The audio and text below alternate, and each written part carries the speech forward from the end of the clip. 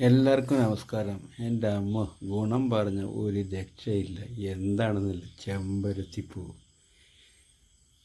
ചെമ്പരത്തിപ്പൂവിന് ഇത്രയും ഗുണം, വിശ്വസിച്ചോളൂ. ഇതെന്ത് ചെയ്യാന്നുള്ളതല്ലേ, വളരെ സിമ്പിളാണ്. നാടനാണ് ഉപയോഗിക്കേണ്ടത് കേട്ടോ, അത് പ്രത്യേകം പറയുന്നു. ചായ ഉണ്ടാക്കി കഴിക്കാൻ വീട്ടിൽ. ചായ, നമ്മൾ മലയാളി ചായ കഴിക്കുന്നതാണല്ലോ. ചായ കഴിക്കുമ്പോൾ ഗുണം കിട്ടണ്ടേ, വെള്ളം കുടിക്കുമ്പോൾ ഗുണം കിട്ടണ്ടേ? അത്തരത്തിൽ ഗുണം കിട്ടുന്ന ഒന്നാണ് ചെമ്പരത്തിപ്പൂ. കാൽസ്യവും പ്രോട്ടീനും തുടങ്ങി മിനറൽസുകൾ എല്ലാം കൊണ്ട് സമ്പുഷ്ടമാണ് ഈ സാധനം. കണ്ടാൽ വിടരുത്. അതുകൊണ്ട് വീഡിയോ ഇഷ്ടപ്പെട്ടാൽ പതിവ് പോലെ പറയുന്നു, ലൈക്ക് ചെയ്യുക, ഷെയർ ചെയ്യുക. ഇത്തരം വീഡിയോകൾ നിങ്ങൾക്ക് ലഭിക്കണമെന്നുണ്ടെങ്കിൽ എൻ്റെ പേജ് ഒന്ന് ഫോളോ ചെയ്താൽ മതി കേട്ടോ. അപ്പോൾ ഇതുപോലുള്ള വീഡിയോകളൊക്കെ നമുക്ക് ലഭിക്കും. അപ്പോൾ ഒന്നുകൂടെ പറയുന്നു, ഇതാ തിളച്ച് മറിഞ്ഞുകൊണ്ടിരിക്കുകയാണ് ചെമ്പരത്തിയുടെ പൂ കൊണ്ടുള്ള ചായ.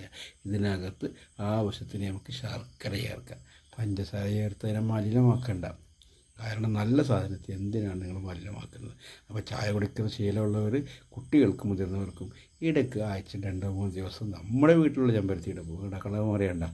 നമ്മുടെ വീട്ടിലുള്ള ചെമ്പരത്തിയുടെ പൂ കൊണ്ട് നമുക്ക് ചായ ഉണ്ടാക്കാം. ഇപ്പോൾ ഞാനിവിടെ ഉണങ്ങിയതാണ് സൂക്ഷിച്ച് വെച്ചിട്ടുള്ളത്.